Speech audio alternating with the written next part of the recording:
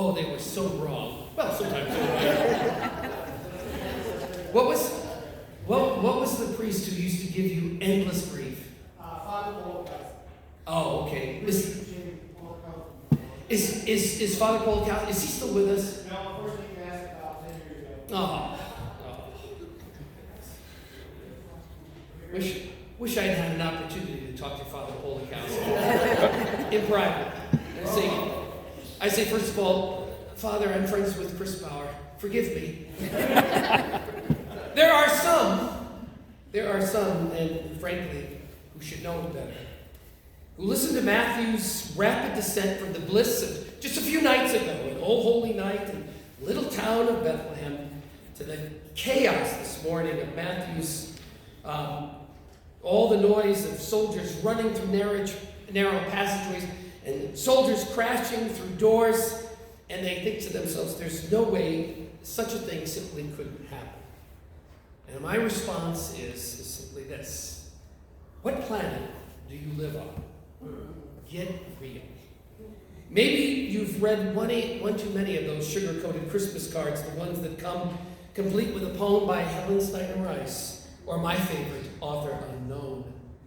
Those who should know better have conveniently forgotten that history records that Herod was an intensely paranoid, power-hungry individual to such an extent that he had some of his own children, and this is clearly in the record books, his very own flesh and blood executed because they represented a threat to his authority. Josephus, the Jewish historian, once said that it was safer to be Herod's pig than his son. This is the kind of person we're dealing with. So I would say to you, get real.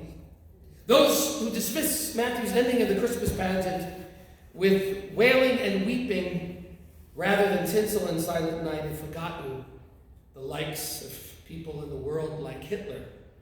And frankly, and not to diminish in any way the horror of the Holocaust, but the truth is, just by numbers alone, Stalin made Hitler look like an amateur. Stalin, one time, someone praised his daughter in his presence.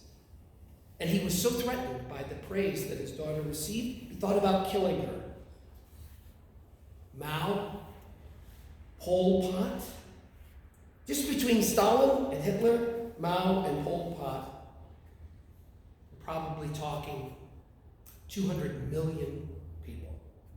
200 million people. No, you get real. Indeed, Matthew tells us this morning that is precisely what God has done. In a world like this, populated with people like me and you, anything less than God in person, deep in the flesh, in Jesus, as Jesus won't do. You see, a little town of Bethlehem, it may have been small, but it was certainly large enough to contain the whole spectrum of sordidness and sadness. Even today, and I have not had the pleasure as of yet, but my understanding is that it is a place that you drive into, you get out, you snap a few pictures of the Church of the Nativity, and you get back on the tour bus. Get real, indeed. And that is precisely what God has done.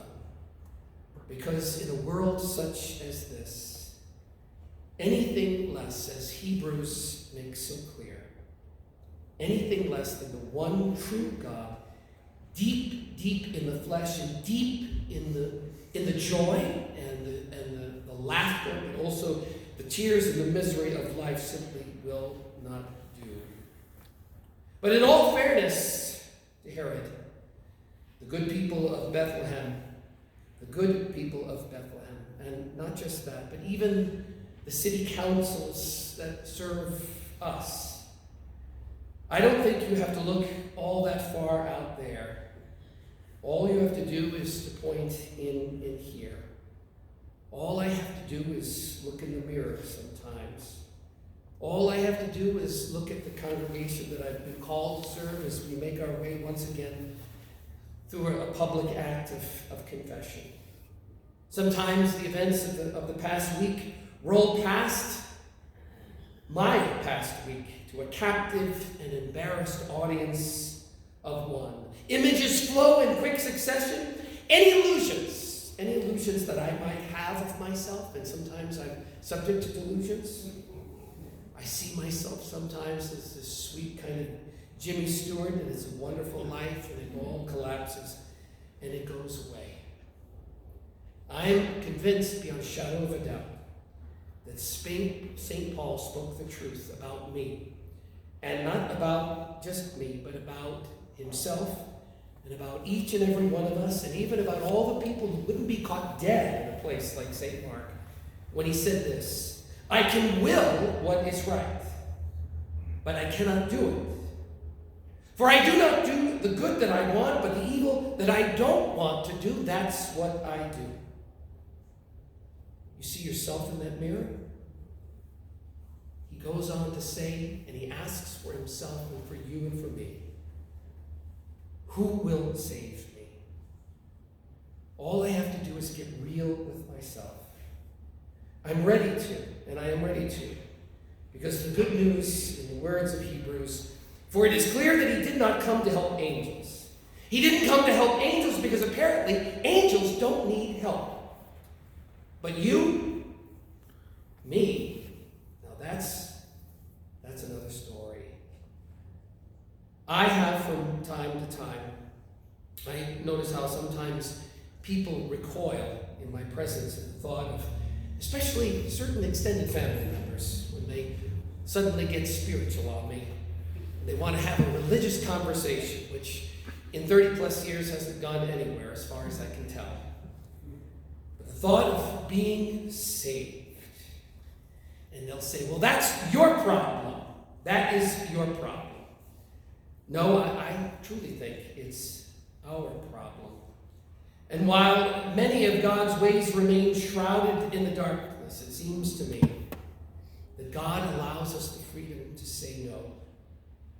To think, as many people over the course of many years have said to me, that faith is a crutch for weak people.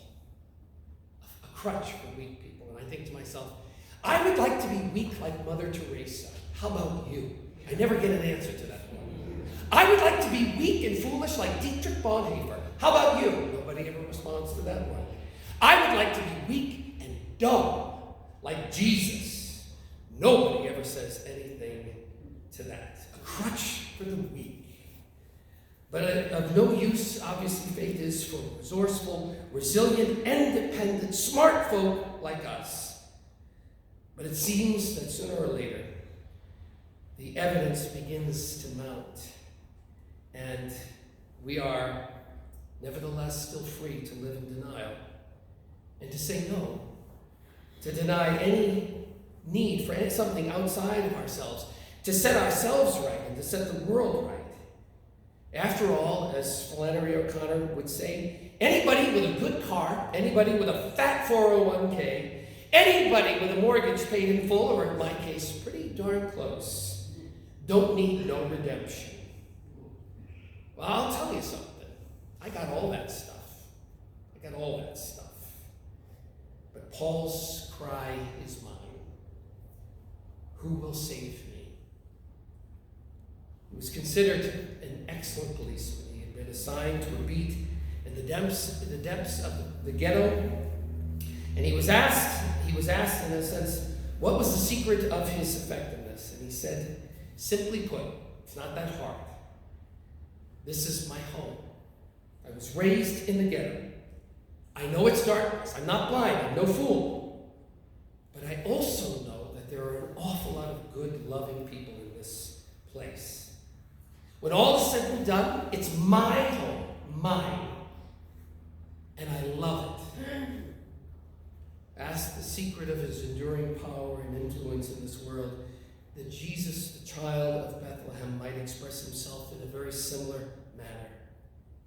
Here is someone who has absolutely no illusions whatsoever about me or about you, who sees each of us with terrible clarity, knows the games that are played in places, not just in Bethlehem and Jerusalem and in Washington, D.C., and in New York City, but in places even like Warren and St. Clair Shores, in Roseville, even in Grosse Pointe. Someone who knows the darkness, who knows also the potential for good, and says, in spite of it all, I love it, and I love the world, and I love them. Here's somebody who knows without a shadow of a doubt that that love would entail deep pain, suffering, and a cross, but who was willing to come just the same. To come, as Hebrews reminds us, as one of us, to stand beside us, and today to live within each and every one of us. Who will save us? Matthew's response is only a God who is willing to get real. Because anything less than that just won't do.